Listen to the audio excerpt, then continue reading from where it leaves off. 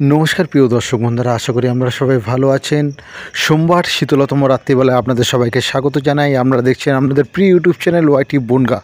আজকে তুলে ধরেছি বনগাঁ 16 নম্বর ওয়ার্ড, বনগাঁ মাঝেরপাড়া গুলকারখানা পার্শ্বস্থ রাস্তা এবং গলির রাতের ভয়ঙ্কর পরিবেশ তুলে ধরেছি। আশা করব বন্ধুরা ভিডিওটা শুরু থেকে শেষ অবধি দেখবেন এবং অবশ্যই কমেন্ট করবেন।